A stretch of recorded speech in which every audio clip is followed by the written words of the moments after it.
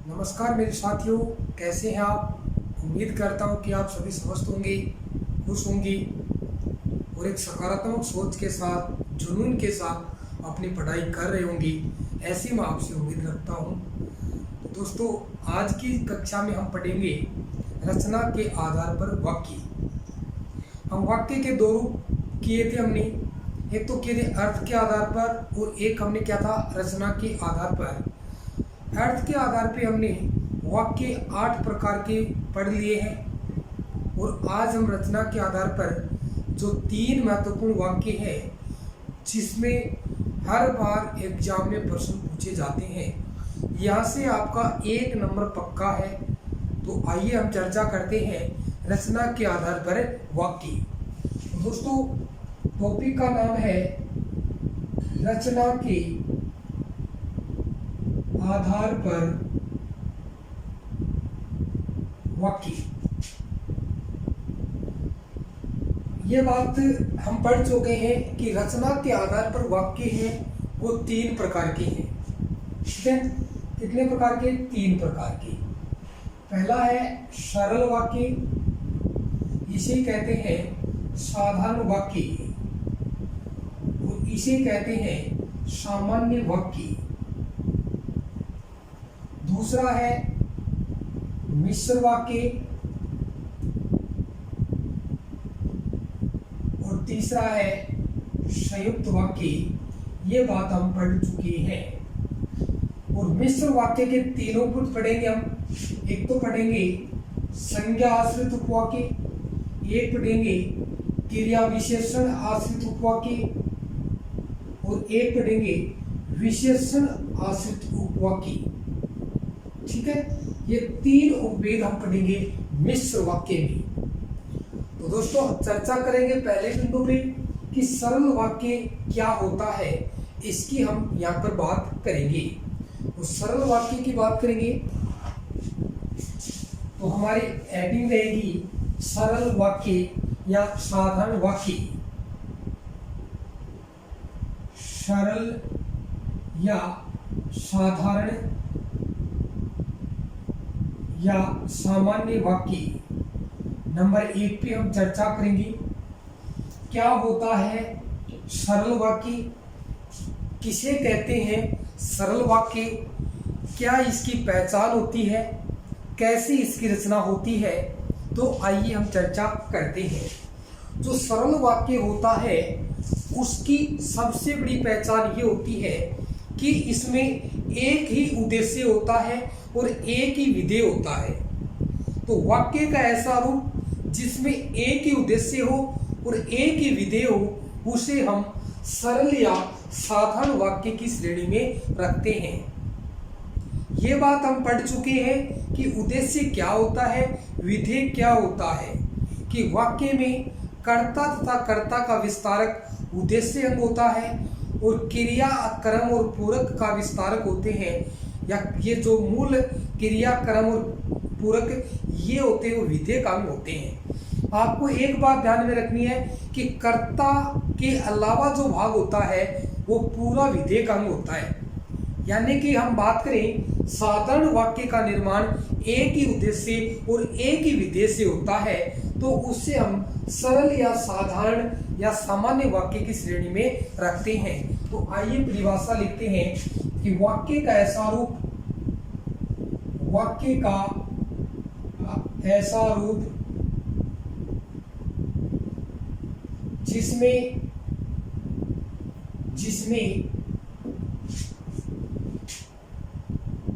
एक उद्देश्य का मतलब कर्ता, एक उद्देश्य तथा एक ही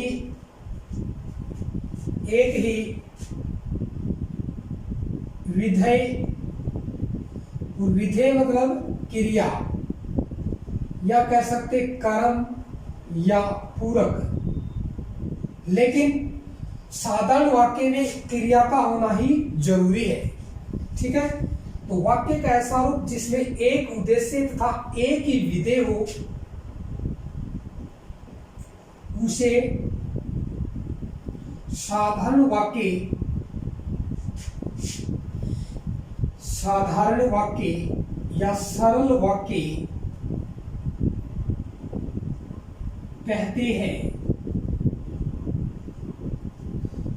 तो वाक्य का ऐसा रूप जिसमें एक ही उद्देश्य हो और एक ही विधेय हो, उसे हम सरल या साधारण वाक्य में शामिल करते हैं।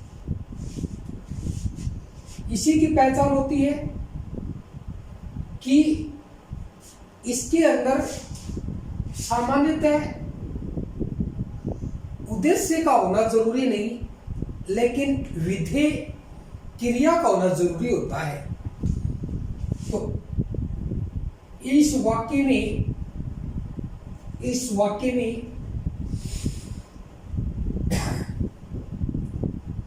उद्देश्य के बिना काम चलाया जा सकता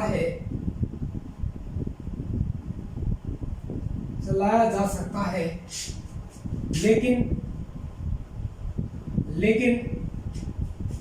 विधेय अंग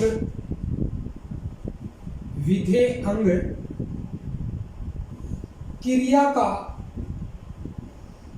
का होना आवश्यक है। ये बात आपको ध्यान में रखनी है। यानी कि इस वाक्य में उद्देश्य के बिना वाक्य का अर्थ स्पष्ट हो सकता है, लेकिन क्रिया होना जरूरी है। यानी क्रिया होना जरूरी है।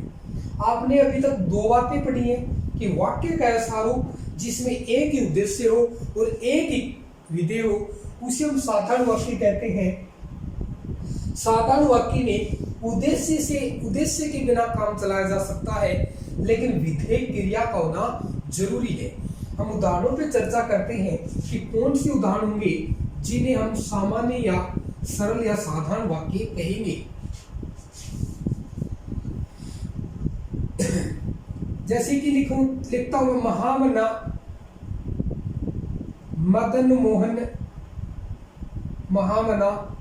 मदन मोहन मालवीय ने बनारस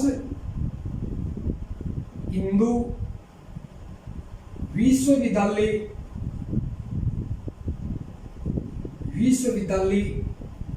की स्थापना की। अब ये वाक्य है, खासकर कुछ विद्यार्थी क्या करते हैं कि वो ऐसे सोच लेते हैं कि जो वाक्य छोटा होता है ना, वो सरल वाक्य या साधारण वाक्य होता है। कई मतलब अपने दिमाग से ये जिसको समझ नहीं पाते इन वाक्य के अंतर को, तो वो क्या करते हैं, खासकर बुक में क्या होता है, यानी कि सरल या साधारण वाक्य में छोटे छोटे वाक्य होते हैं और वो जो मिश्र या संयुक्त होते हैं वो थोड़ी बड़ी होते हैं। तो मन में एक वो विचार या कल्पना बना लेते हैं कि जो वाक्य छोटे होते हैं ना वो सरल होते हैं, लेकिन ये वाक्य देखने में बहुत ही बड़ा है, लेकिन वास्तव में वाक्य कैसा है, ये वाक्य सरल या साधारण वाक्य है। तो मदन मोहन मालवीय ने, अब ये इतनी बात है ना, ये वाक्य का उद्देश्य के अंतर्गत आएगी। और बाकी जो बनारस हिंदू विश्वविद्यालय की स्थापना की, ये जो अंग है ना, ये पूरा विधेय है। तो हमने यही पढ़ा कि वाक्य का ऐसा रूप जिसमें एक ही उद्देश्य हो और एक ही विधेय हो। ठीक है, तो यानी कि ये पूरी बात है ना, ये यहाँ तक है ना, ये उद्देश्य है और बनारस हिंदू विश्वविद्यालय की स्थापना की, ये इसका विधेय है। और ये वाक्य कैसा है, ये वाक्य साधारण वाक्य है। कैसा वाक्य, साधारण वाक्य है। ठीक है, अगला जो उदाहरण है, गरीब होने पर भी वह ईमानदार है। गरीब होने पर भी वह ईमानदार है। ठीक है, तो गरीब होने पर भी वह ईमानदार है, तो कैसा वाक्य है, ये साधारण वाक्य है। जैसे मोहन पुस्तक पढ़ता है। मोहन पुस्तकें पढ़ता है। दूसरी बात, दशरथ पुत्र राम ने रावण का वध किया। अब यहाँ पे गरीब होने पर भी वह ईमानदार है, तो गरीब होने पर भी वह ईमानदार है, तो वाक्य कैसा है? साधारण है। मोहन पुस्तक पढ़ता है, वाक्य कैसा? साधारण है। दशरथ पुत्र राम, ये क्या है? इसका उद्देश्य है रावण का वध किया, तो ये वाक्य भी कैसा है? ये वाक्य भी साधारण वाक्य है। ठीक है, लेकिन कुछ वाक्य क्या होते हैं जिसमें उद्देश्य न हो तो भी वह साधारण वाक्य की श्रेणी में आता है। जैसे मैं कहता हूं खाना खाओ, खाना खाओ, पढ़ो, लिखो, पुस्तक लिखो, दूध पियो, गर्म चाय पियो। अब देखो एक वाक्य जैसे कि मैं कहता हूं गर्म चाय पियो, गर्म चाय पियो। अब यहाँ पे गर्म और चाय क्या है? कर्म है, और पीना क्या है? क्रिया है, लेकिन कर्ता नहीं आया। लेकिन कैसा वाक्य है? साधारण वाक्य है। लेकिन वाक्य में खाओ, पियो, उठो, चलो, दौड़ो, इन क्रियाओं का आना जरूरी होता है। एक साधारण वाक्य में उद्देश्य के बिना ही हम काम चला सकते हैं, लेकिन एक विधेय क्रिया के बिना हम काम नहीं चला सकते। तो इसीलिए बात मैंने लिखाई है कि इस वाक्य में उद्देश्य के बिना काम चलाया जा सकता है, लेकिन क्रिया विधेय का होना जरूरी होता है। जैसे गर्म चाय पियो, यहाँ पे मैं जो रमेश गर्म चाय पियो, तो यहाँ पे रमेश है ना, अब ये रमेश नाम जोड़ देता हूँ पहले, तो ये इसका उद्देश्य हो गया, और आगे वाली बात क्या हो जाएगी? विधेय हो जाएगी। क्या हो जाएगी? विधेय हो जाएगी। तो ये था हमारा साधारण या सरल या सामान्य वाक्य। ठीक है, अब हम बात करेंगे मिश्र वाक्य। कौन सा वाक्य? मिश्र वाक्य।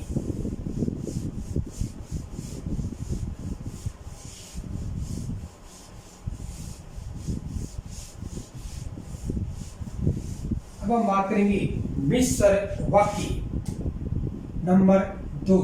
कौन सा वाक्य? मिश्र वाक्य।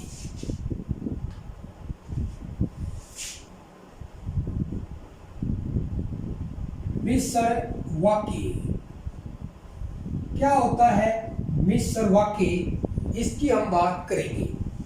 वाक्य का ऐसा रूप जिसमें प्रधान उपवाक्य पर एक या एक से अधिक आश्रित उपवाक्य होते हैं, उसे हम मिश्र या मिश्रित उपवाक्य कहते हैं। इसे मिश्रित वाक्य भी कहते हैं, तो मिश्रित भी इसका नाम लिख सकता हूँ, मिश्रित उपवाक्य कहते हैं। कि वाक्य का ऐसा रूप जिसमें प्रधान उपवाक्य पर एक या एक से अधिक आश्रित उपवाक्य होते हैं, उसे हम इस श्रेणी में रखते हैं। तो क्या लिखेंगे? वाक्य का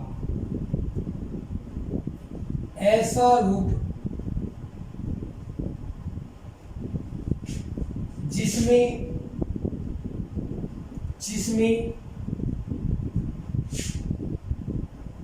एक या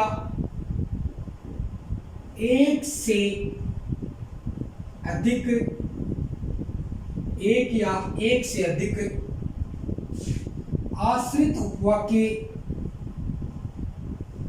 आश्रित उपवाक्य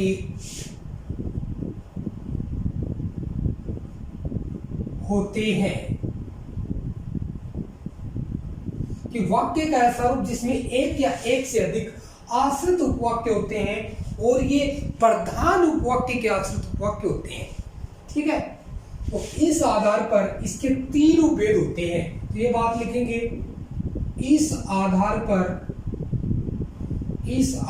पर इसके 3 उपभेद माने जाते हैं। 3 उपभेद माने जाते हैं। ये बात आपको ध्यान में रखनी है।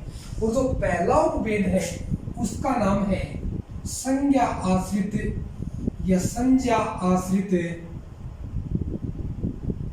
उपवाक्य। संज्ञा आश्रित उपवाक्य, ये इसका पहला उपभेद है और ये आएगा मिश्रित उपवाक्य का उपभेद के अंदर। ठीक है, तो वाक्य का ऐसा रूप जिसमें एक उपवाक्य के ऊपर अनेक आश्रित उपवाक्य होते हैं उसे मिश्रित उपवाक्य कहते हैं। इस आधार पर इसके 3 उपभेद माने जाते हैं और पहला जो उपभेद है वो है संज्ञा आश्रित उपवाक्य। क्या होता है संज्ञा आश्रित उपवाक्य? संज्ञा आश्रित उपवाक्य में जो आश्रित उपवाक्य होता है वो प्रधान उपवाक्य की संज्ञा पर आश्रित होता है। कि वाक्य का ऐसा रूप जिसमें आश्रित उपवाक्य प्रधान उपवाक्य की संज्ञा पर आश्रित होता है उसे हम संज्ञा आश्रित उपवाक्य कहते हैं। तो क्या लिखेंगे इसकी परिभाषा? वाक्य का ऐसा रूप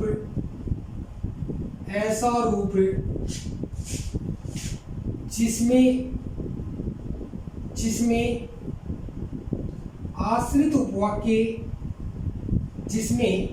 आश्रित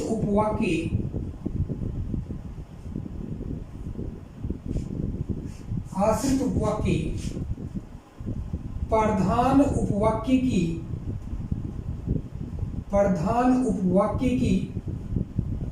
संज्ञा पर आश्रित होता है। पहली बात तो ये ध्यान में रखनी है कि संज्ञा आश्रित उपवाक्य प्रधान जो उपवाक्य होता है उसमें कोई भी जो संज्ञा पद होता है उसके ऊपर आश्रित होता है, यानी कि उस संज्ञा शब्द के बिना ही उसका अर्थ संभव नहीं होता। ठीक है, अगली बात होती है ये वाक्य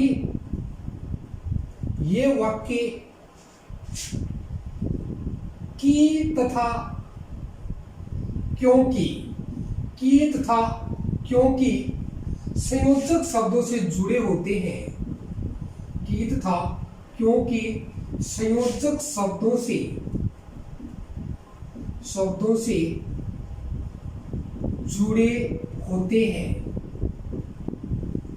ठीक है, 2 पहचान हमारे सामने आ गई। पहली बात तो प्रधान उपवाक्य की संज्ञा के ऊपर आश्रित उपवाक्य होगा। ठीक है, दूसरी बात ये होती है ये की तथा क्योंकि 2 संयोजक शब्द है उनसे जुड़े होते हैं। ये बात आपको ध्यान में रखना है। तीसरी सबसे बड़ी बात, यदि वाक्य में की संयोजक शब्द को हटा दिया जाता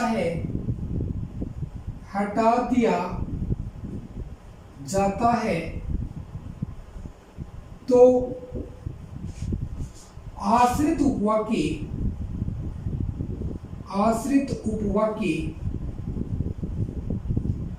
दोहरे उद्धरण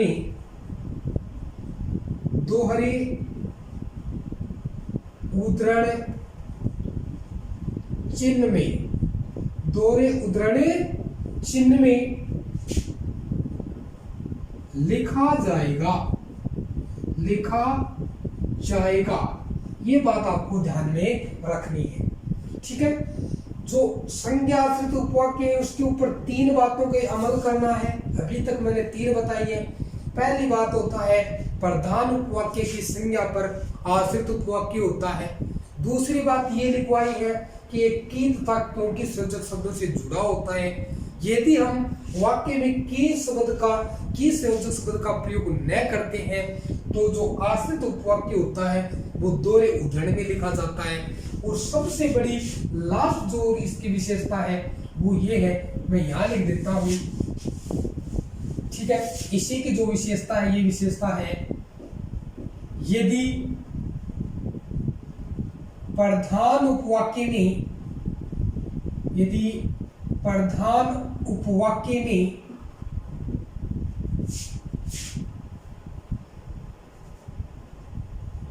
कि तथा क्योंकि से पहले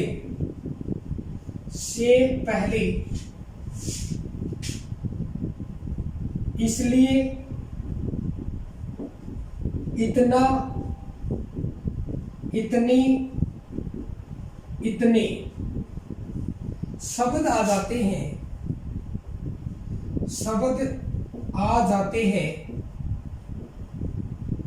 तो साधारण वाक्य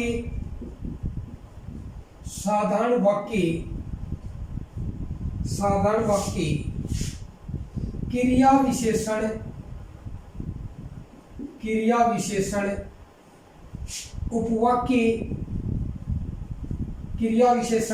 आश्रित उपवाक्य बन जाता है। ये बात आपको ध्यान में रखनी है, ठीक है। तो हम इसके उदाहरणों पे चर्चा करते हैं। तो ये बात आपको ध्यान में रखनी है कि संज्ञा आश्रित उपवाक्य में प्रधान उपवाक्य की संज्ञा पर आश्रित उपवाक्य होता है। ये कीर्ता क्योंकि शब्दों से जुड़ा होता है। यदि के से जो शब्द को हटा दिया जाता तो आश्रित उपवाक्य वो दोहरे उद्धरण में लिखा जाएगा। और यदि प्रधान उपवाक्य में इसलिए इतना इतने और इतने शब्द आ जाए तो वहां पर क्या हो जाएगा, क्रिया विशेषण आश्रित उपवाक्य हो जाएगा। तो क्रिया विशेषण आश्रित उपवाक्य हो जाएगा। इन बातों को ध्यान में रखना है। तो हम उदाहरणों पे चर्चा करते हैं।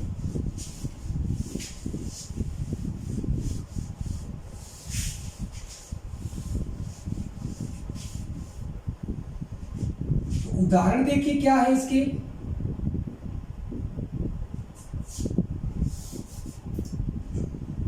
सुशीला ने कहा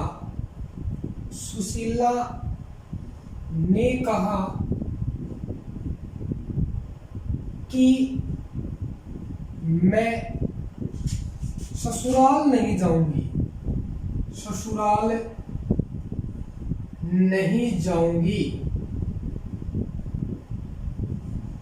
सुशीला ने कहा कि मैं ससुराल नहीं जाऊंगी।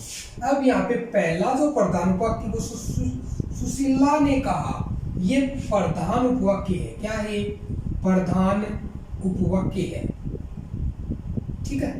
यहाँ पे की है ना, वो संयोजक है। क्या है? संयोजक है। और मैं ससुराल नहीं जाऊंगी, ये क्या है? ये है अप्रधान आश्रित उपवाक्य।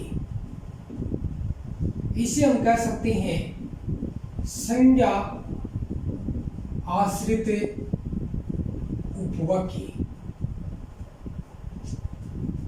और इसे कह सकते हैं संज्ञा उपवाक्य, ठीक है। ये बात आपको ध्यान में रखनी है। अब सुशीला ने कहा कि मैं ससुराल नहीं जाऊंगी। इस बात को मचवा लो कि मैं ससुराल नहीं जाऊंगी। अब इसका अर्थ पूरा नहीं आया, लेकिन संज्ञा उपवाक्य पर आश्रित है इसका। अब ये सुशीला है, वो संज्ञा पद है। कैसा पद है? संज्ञा पद है। और ये बात इसने कही तो इसके ऊपर आश्रित है। इसीलिए दोनों बात क्या हुई?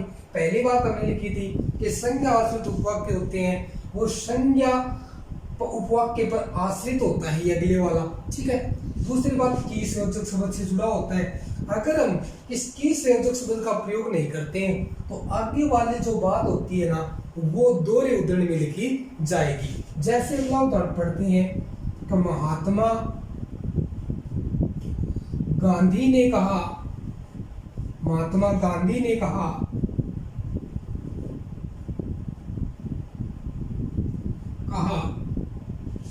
कि करो या मरो, ये वाक्य लिखा, ठीक है। लेकिन इसी बात को मैं लिख सकता हूं, यदि की को हम हटा दें तो कैसे लिखेंगे कि महात्मा गांधी ने कहा करो या मरो, ये उद्धरण चिन्ह ऐसे आएगा। अब ये जो वाक्य है ना, ये भी संज्ञा आश्रित उपवाक्य है और ये भी संज्ञा आश्रित उपवाक्य है, ठीक है। तो दोनों ही वाक्य ऐसे आएंगे। दूसरी बात है सुशीला विद्यालय नहीं गई क्योंकि आज विद्यालय की छुट्टी थी। क्योंकि आज विद्यालय की छुट्टी थी। अब यहाँ पे क्योंकि का प्रयोग हो गया, यहाँ पे की का प्रयोग हो गया, यानी फिर भी ये वाक्य कैसा है, ये साधारण संज्ञा आश्रित उपवाक्य है, ठीक है। लेकिन यदि इससे पहले मेरे को सुशीला विद्यालय इसलिए नहीं गई क्योंकि आज विद्यालय की छुट्टी थी। अब यहाँ पे अगर मैं यहाँ लिख देता हूं कि सुशीला विद्यालय इसलिए नहीं गई क्योंकि आज विद्यालय की छुट्टी थी, ठीक है। तो इसलिए का प्रयोग होने के कारण यह क्रिया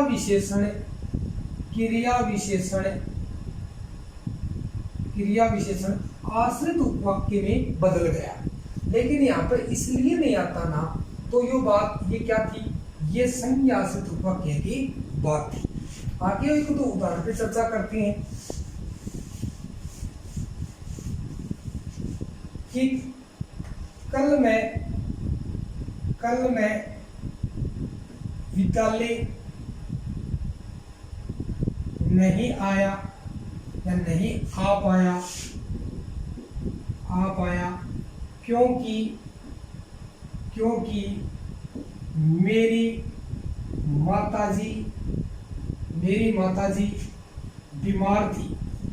माताजी बीमार थी।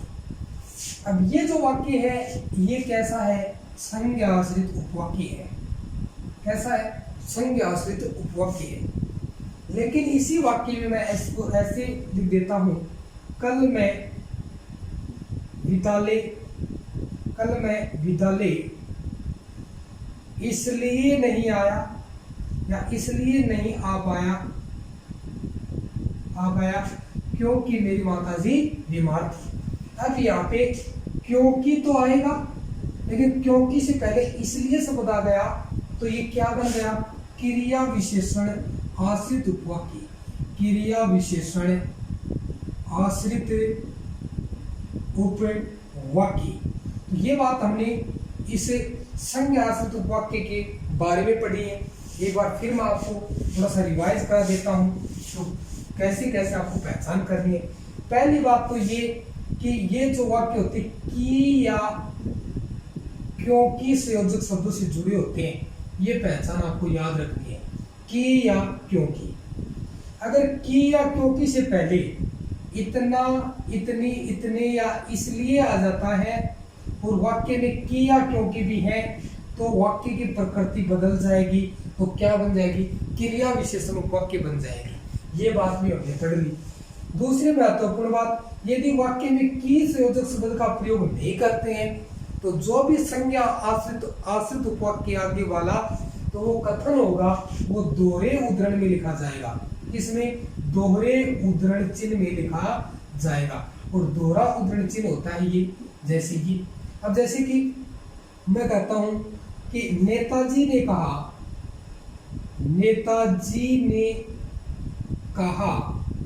कि तुम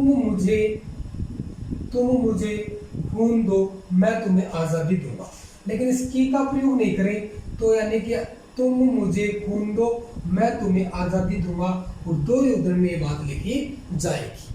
यानी संज्ञा आश्रित उपवाक्य प्रधान उपवाक्य की संज्ञा पर आश्रित होता है, की और क्यों के संयोजक शब्दों से जुड़ा होता है। यदि की और क्यों के शब्दों से पहले इतना, इतने, इतने इसलिए शब्द आ जाए, तो क्रिया विशेषण उपवाक्य कहलाएगा। और यदि की संयोजक शब्द का प्रयोग नहीं करते हैं, तो आगे वाला जो आश्रित उपवाक्य होता है वो दोहरे उद्धरण में लिखा जाएगा। ये बात है संज्ञा आश्रित उपवाक्य की।